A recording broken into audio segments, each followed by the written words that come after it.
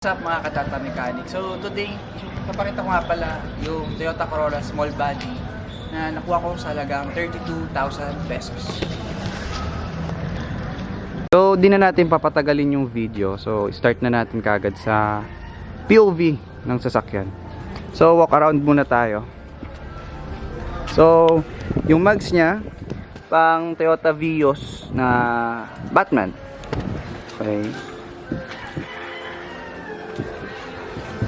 So, sa edad niya, 1990 kasi yung model niya. Faded na rin yung pintura, pero expected naman na natin dahil sa price. At saka good thing dito, kaya ako rin kinuha tong sasakyan na to. Unang-una, dahil registered.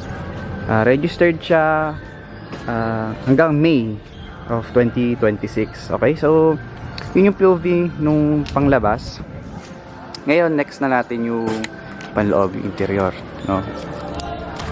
So isang linggo ko ata itong hindi na-start, no?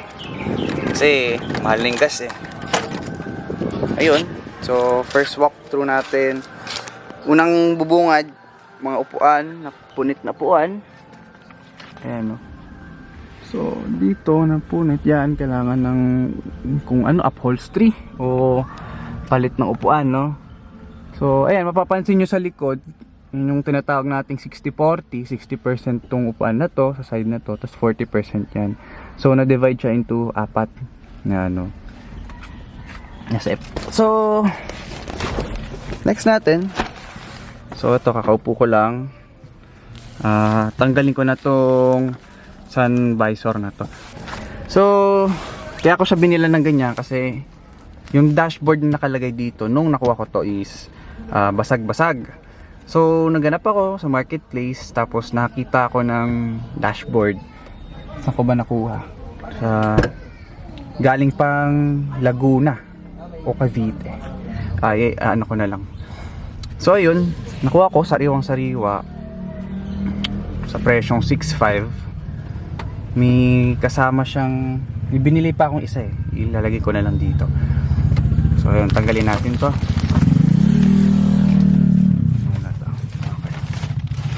So ayan, no? Makikita natin fresh yung kanyang dashboard. Steering wheel natin. Ito, may stain. Puti na muna mamuti itong sa dashboard. Ayun, buti may gasolina pa tayo.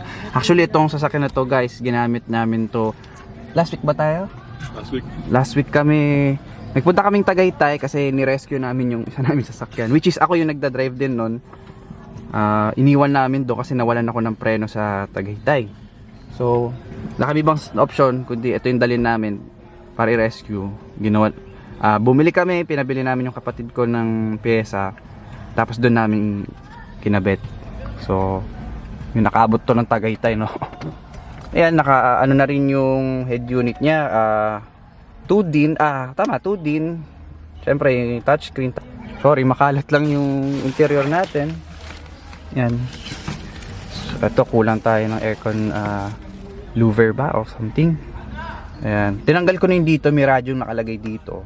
Pero kasi, wala namang, kumbaga, di rin gumagana yung radyo na yun. Ito rin naman yung ginagamit kong radyo. So, tinanggal ko na rin, no?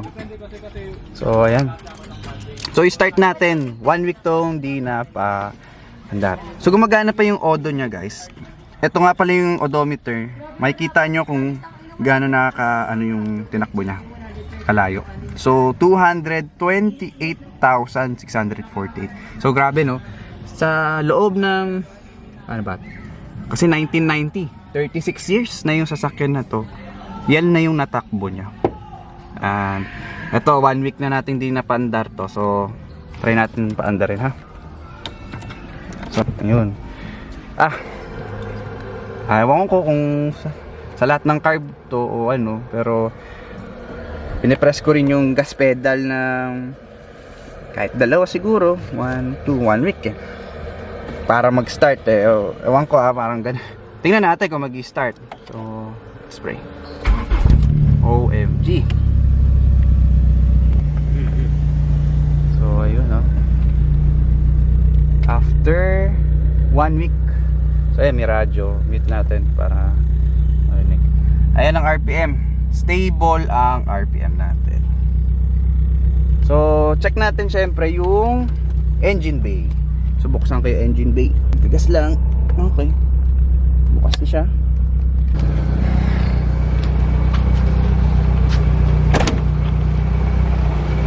So, check natin yung engine bay. So, nakuha ko to last 2 months itong sasakyan na to. Actually, AE92 talaga siya. Legit AE92, no? Ayan, nakakalagay. AE92. And, ayan. Since alam naman natin, ang AE92 is 16 valve. Ang EE90 ang 12 valve. Sa pagkakaalam ko, correct nyo na lang ako. So, nung nakuha ko siya, wala naman ako naging problem. Actually, nagpalit na ako ng radiator kasi yung lumang radiator niya dito, naputol na yung dito, hindi na makonektahan. Tapos since plastic din yung una na yon, pangit na yung ano niya, pangit na yung plastic, kumbaga na bent na sa sobrang init siguro. So nagpalit na rin ako, Evercool radiator. So bago pa yan, makikita. Bago pa yan. So ayan, after 1 week hindi umaandar. So ayun. So na-check ko naman to. Sorry guys, di ko na pala nasama sa video, pero syempre chinek muna natin yung radiator, kung may tubig yung radiator and kung may langis. So ayan, nakikita naman natin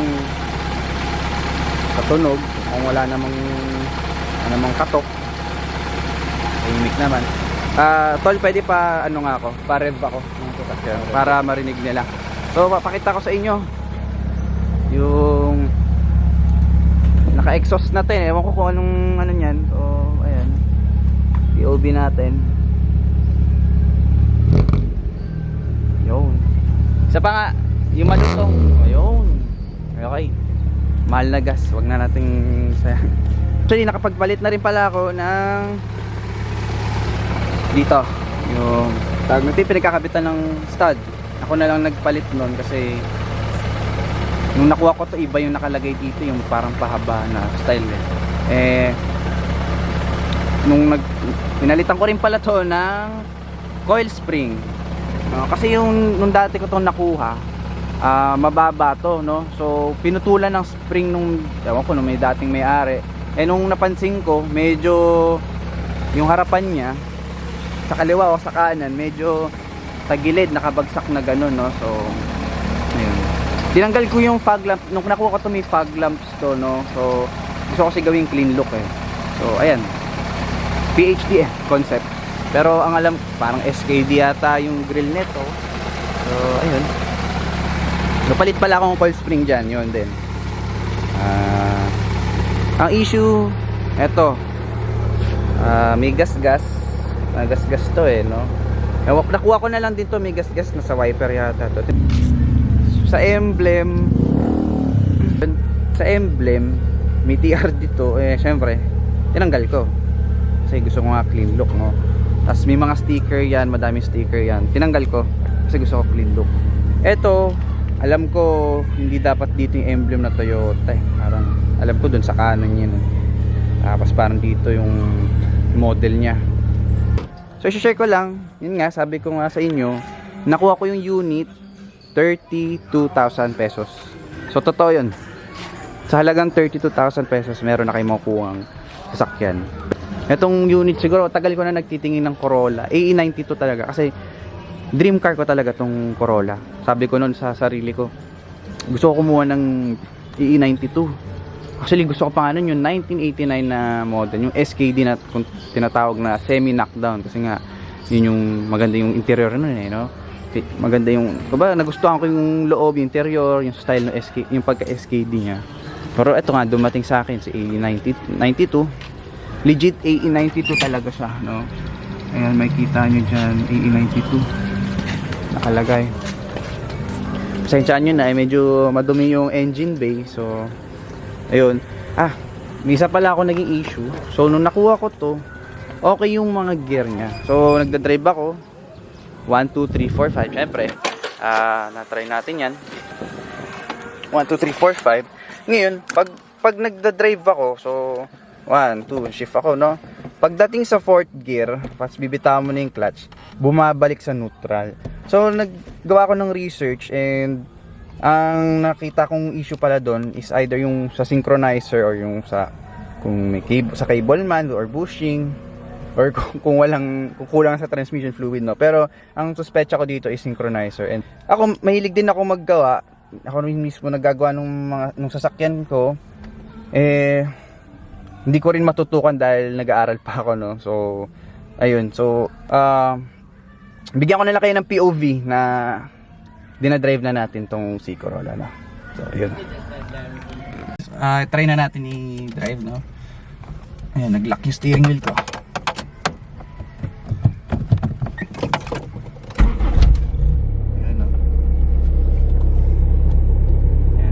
Sa aircon, ayun pala, sa aircon, no. So pina-check up ko siya sa nagagawa ng aircon. Ang sabi doon is okay pa yung compressor, pero mahina na daw yung bomba, no. So parang yung sinasuggest sa akin i-convert daw.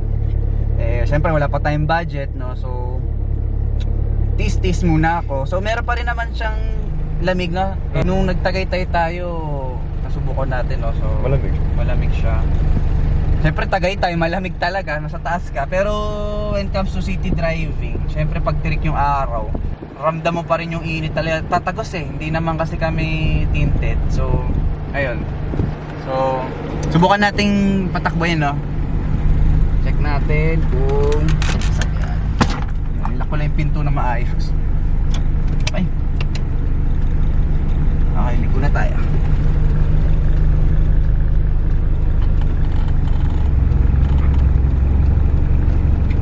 So, ang isa pa palang problem dito, etong blinkers ko, so hindi siya bumabalik. So, pag lumiko ako ng kaliwa, kailangan ko pa ibalik papuntang kanan para mag-blink. So, ayan, testing niya, umiilaw, no? Kaliwa. Kaliwa tayo. Sakyan, punahin natin. Maganda yung tunog talaga nito, no? Ito rin isa sa nagustuhan ko. Ayan, binalik ko na, nakadiretso na. Nilaw pa rin siya, no. So ayan, so, roadworthy.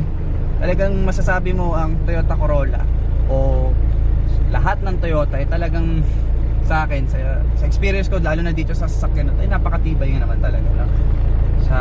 Sa edad na 36 years old, buruin mo tumatakbo pa rin sa daan, di ba? So ako, bilib na bilib talaga ako sa ganitong mga sasakyan.